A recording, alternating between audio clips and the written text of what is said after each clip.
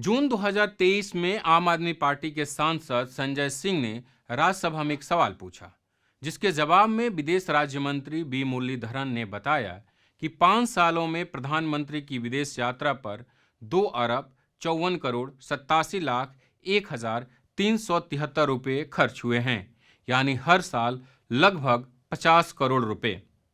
जब ये सवाल पूछा गया तब तक प्रधानमंत्री ने 72 विदेशी यात्राएं की थी।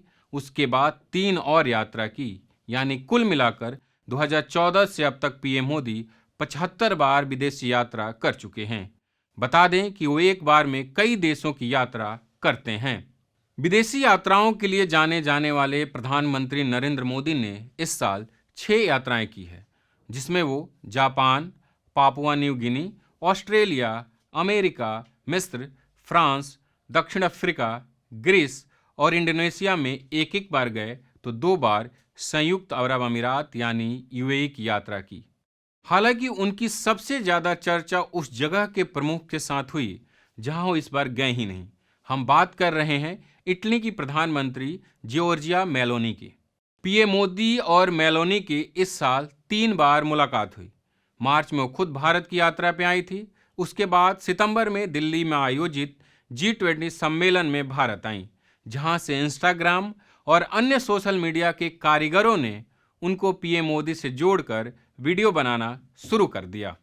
हद तो तब पार हो गई जब इंस्टाग्राम के कारीगरों ने पीएम मोदी और मेलोनी की शादी का एल्बम तक बना दिया। आगे चलकर कुछ ने ब्रेकअप का भी वीडियो बनाया। मर्यादा का मान रखते हुए हम कई वीडियो ऐसे हैं जिसे यहाँ नहीं दिखा सकते हैं।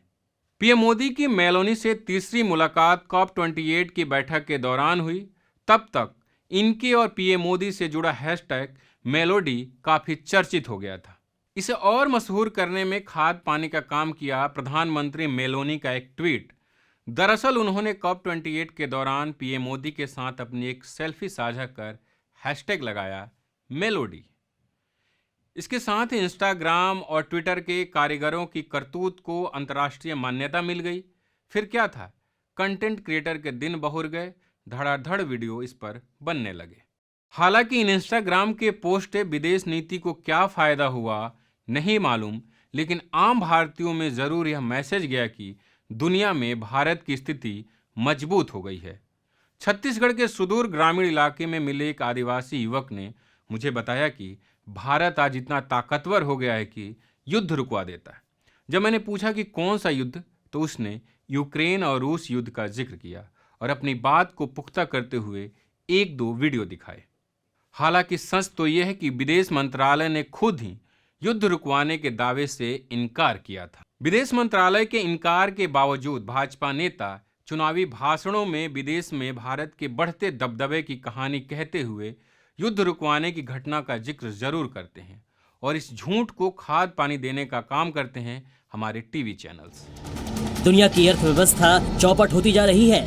ऐसे में अब अमेरिका के बाद जर्मनी को भी उम्मीद है कि अगर ये युद्ध कोई रोकने के लिए अहम भूमिका निभा सकता है तो वो है प्रधानमंत्री नरेंद्र मोदी। क्या प्रधानमंत्री मोदी का यूरोप दौरा इस वॉर को खत्म कराने में निर्णायक साबित हो सकता है? ये आज हम आपको देश हित में दिखाएंगे एक्सपर्ट्स की जुबानी। तो क्या ऐसे ही झूठ के मीनार पर खड़े होकर भारत विश्व गुरु बन रहा है? हद तो यह है कि पीएम मोदी विदेश यात्राओं से लौटते हैं तो भाजपा नेता एयरपोर्ट पर गाने बाजे के साथ स्वागत करने पहुंचते हैं। रास्ते में कार्यकर्ता खड़े होते हैं, उन पर फूल की बारिश करते हैं। ऐसा लगता है जैसे कोई खिलाड़ी ओलंपिक मेडल जीतकर लौटा हो, और इसे भारतीय मीडिया बड़े चाव के साथ दिखाता है। भारत का विदेश में डंका बज रहा है, इसकी हकीकत तो विशेषज्ञ बता सकते हैं, लेकिन अब वोट हासिल करने का यह नया हथियार है। 22 जनवरी 2024 को राम मंदिर में प्राण प्रतिष्ठा होने वाली है। उससे पहले इंस्टाग्राम पर इसको लेकर माहौल लगातार बन रहा है।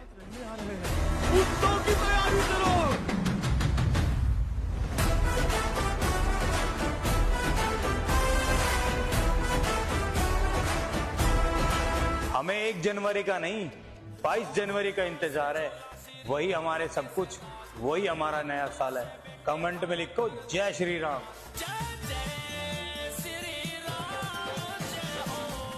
भगवान राम को लेकर इस साल एक गीत काफी चर्चा में रहा। ज्यादातर इंस्टाग्राम के कारीगरों ने इस पर वीडियो जरूर बनाया है। राम आएंगे तो अंगना सजाऊंगी, दीप जला के दिवाली मैं मनाऊंगी। राम आएंगे तो जब राम मंदिर का जिक्र चल ही रहा है तो ये भी जान लें कि न्यूज लॉन्ड्री का नया सेना प्रोजेक्ट द न्यू अयोध्या चल रहा है।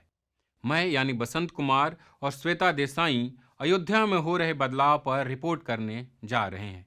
इसे सहयोग करें। सहयोग देने के लिए newslaundry.com/सेना पर जाएं और वहां द न्यू अयोध्या प्रोजेक्ट को क्लिक कर अपने मन मुताबिक राशि चुनें। 2023 के पहले दिन दिल्ली से बुरी खबर आई। नशे में धुत लड़कों की गाड़ी के नीचे अंजलि नाम की एक लड़की आ गई। उसे घसीटते हुए वो कई किलोमीटर तक ले गए।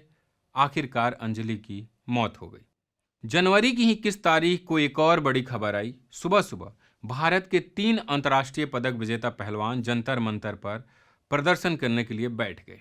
ये पहलवान थे ओलंपिक पदक विजेता बजरंग पूनिया, साक्षी मलिक और कॉमनवेल्थ पदक विजेता विनेश फोगाट।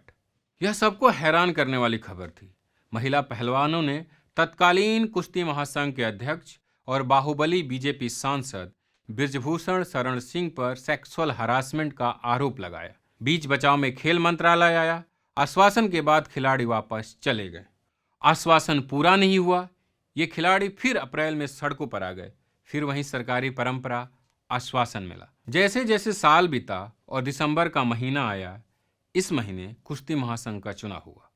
नतीजों में बृजभूषण सिंह के करीबी संजय सिंह को जीत मिली।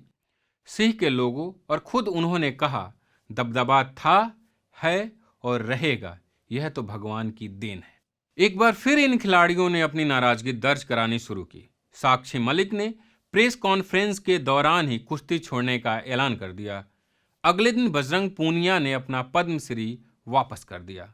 आनन फानन में खेल मंत्रालय ने कुश्ती संघ को निलंबित कर दिया। भारतीय कुश्ती संघ को बड़ा झटका लगा है। केंद्रीय खेल मंत्रालय ने कुश्ती संघ के अध्यक्ष के साथ साथ पूरी कार्यकारिणी को अगले आदेश तक निलंबित कर दिया है। इसी हफ्ते गुरुवार को कुश्ती संघ का नया अध्यक्ष संजय कुमार सिंह को चुना गया था। उसके बाद विनेश फोगाट ने अपना अर्जुन अवार्ड और खेल रत्न वापस करते हुए प्रधानमंत्री को एक पत्र लिखा। खेल मंत्रालय को निलंबन करने वाले सरकारी फैसले की कॉपी को शेयर करते हुए लोगों ने इंस्टाग्राम पर शेयर किया।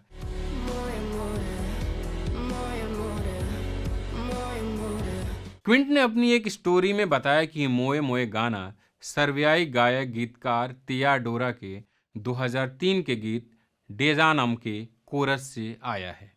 इस पर तरह तरह के वीडियो बनाए गए। दिल्ली पुलिस भी कहां पीछे रही। अवेयरनेस फैलाने के मकसद से बनाए गए इस वीडियो को देखिए।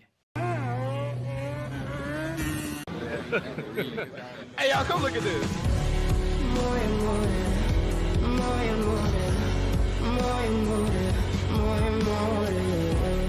इंस्टाग्राम पर कब क्या हिट हो जाए नहीं मालूम। अब इनको देख लीजिए। एक गलती ने इन्हें स्टार बना दिया। क्या नाम बताया? भूपेंद्र जोगी। यूएस में कहाँ गए आप? यूएस में बहुत जगह गया हुआ हूँ मैं। नाम बताइए। भूपेंद्र जोगी। भूपेंद्र जोगी के तो जैसे दिन ही बहुर गए। अब वो खुद ही रील बनाने लगे हैं। यहाँ तक कि मध्य प्रदेश के पूर्व मुख्यमंत्री शिवराज सिंह चौहान ने भी चुनाव के बीच इन्हें अपने घर बुलाया और फिर ये हुआ। क्या नाम है आपका? भूपेंद्र जोगी। आपने मेरी योजनाओं के बारे में सुना है? बहुत सुना हुआ है। नाम बताइए। भूपेंद्र जोगी।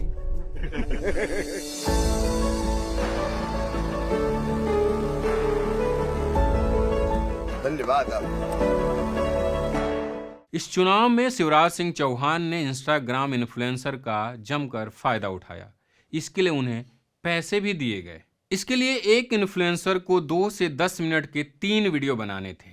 इनमें एक खुद का होना था, दूसरा जन चौपाल या नागरिक सहभागिता गतिविधियों का और तीसरा एडिटोरियल वीडियो था। इसको लेकर ए से डी तक की श्रेणी बनाई गई थी। ये श्रेणी में 10 लाख से ज़्यादा फॉलोअर्स वाले लोग थे, बी में 5 से 10 लाख तक वाले थे, सी में 1 लाख से 5 लाख तक वाले थे और डी में 10,000 से 1 लाख तक फॉलोअर्स वाले लोग थे। ए श्रेणी वाले को प्रति कैंपेन 1,19,000 रुपये, बी वाले को 82,000 रुपये, सी वाले को 63,000 रुपये और डी श्रेणी वाले को 45,000 रुपये कर एवं सर्विस चार्ज रहित मिले। सिर्फ शिवराज सिंह चौहान ही नहीं बल्कि खुद पीएम मोदी और भाजपा के अन्य मंत्री और मुख्यमंत्री इन दिनों इन्फ्लुएंसर से मिलते नजर आ रहे हैं। राम राम साराय ने आपको क्या लगता है अंकित, ये जो फिटनेस के लिए आप इतनी मेहनत करते हैं उसमें ये स्वच्छता अभियान कैसे मदद करेगा? वातावरण को स्वस्थ रखना तो हमारा कर्तव्य है। हरियाणा के मुख्यमंत्री मनोहर लाल खट्टर ने तो कमाल ही कर दिया। बिग बॉस ओटीटी विजेता बनने पर एल्विस यादव के साथ मंच पर आ गए और सुनिए क्या क्या कह रहे थे। एल्विस भाई के बहुत बहुत धन्यवाद। एल्विस यादव को आप राव साहब कहते हैं ना, प्रतिभाएं बहुत हैं, टैलेंट बहुत है और एल्विस जैसा टैलेंट ये कभी कभी मिलता है। एल्विस यादव इस साल लगातार ट्रेंडिंग में रहे, उनको लेकर बहुत कुछ वायरल हुआ और आगे चलकर इसी एल्विस यादव पर सांप के जहर की तस्करी करने का आरोप लगा और उत्तर प्रदेश के नोएडा में एफआईआर दर्ज हुआ।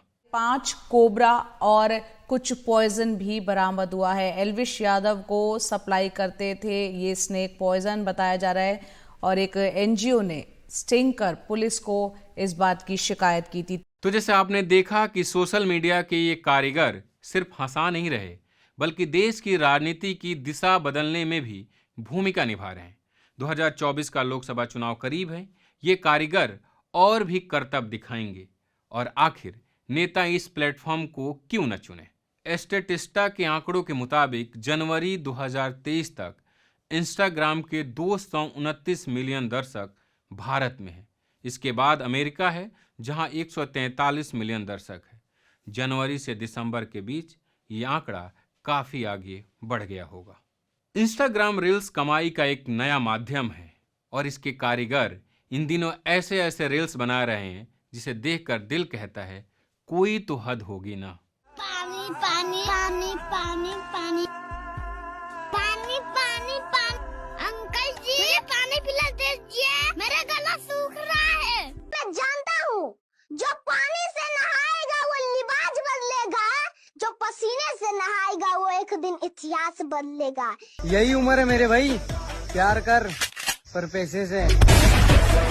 ये ले मेरी शादी का कार्ड। ओ शादी कर रही हो,